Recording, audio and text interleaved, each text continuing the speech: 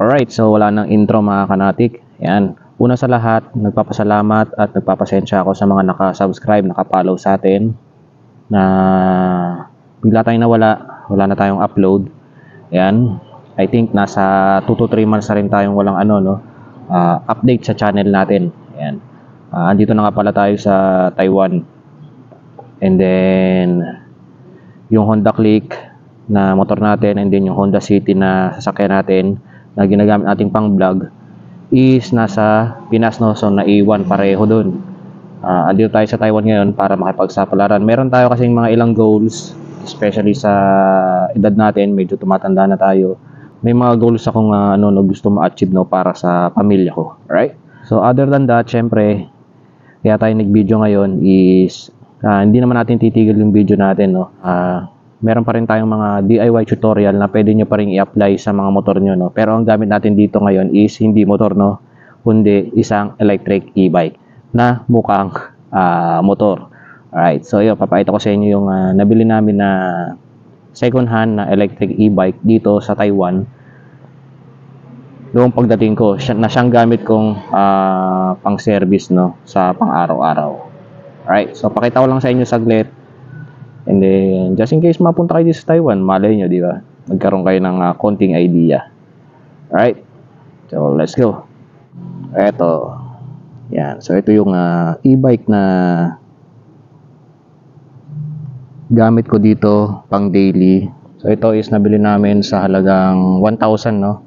Pinaka-unit lang yan. NT yun, New Taiwan dollar yung 1,000. And then, yung battery niya, bago, which is 6,000 ang battery niyan. Sa NT rin. Yan, sa dollar. Yan, so, overall, parang 7,000 lang siya, no? Yung unit lang, 1,000 lang siya, no? So, napakamura. Yan. So, kakilala lang din namin yung pinagbilan. Kagandahan dito, disc brake na siya, harap likod. Yan.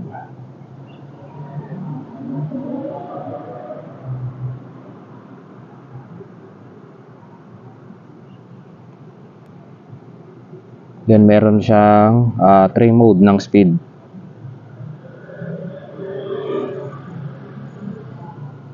I think yung first mode niya is 25, tapos 45, then 60. Yan. So 60 ang pinakamabilis sa takbo niya. Then quick lang tayo dito sa sa mga button function niya.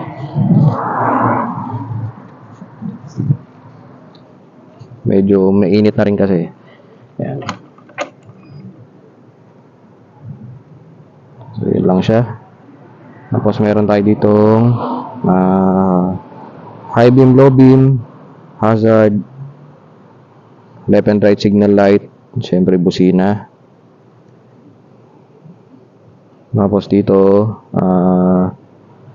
yung extra light niya to Tapos ito yung niya, 3 mode niya. Tapos ito reverse. Ito hindi ko masyadong kapapa kung ano. Yan. So yun lang naman yung mga ilang basic niya. Andito yung battery compartment niya, no.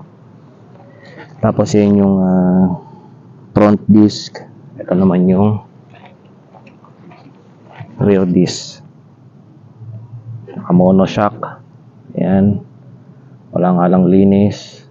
Ito yung compartment niya sa loob.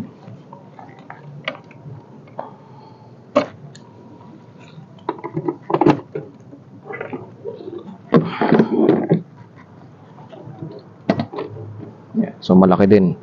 Dami ko nakalagay dyan.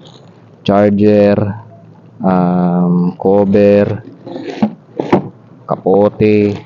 Yan. So yun lang naman yung mga gusto kong i-share, no. Still, nagpapasalamat ulit ako sa mga solid subscriber and followers natin. And then still, syempre mag-upload pa rin tayo ng mga DIY tutorial na pwede nyo pa rin i-apply sa ating mga Honda Click or sa inyong mga motor. Alright? So, hanggang dito na lang. Paalam.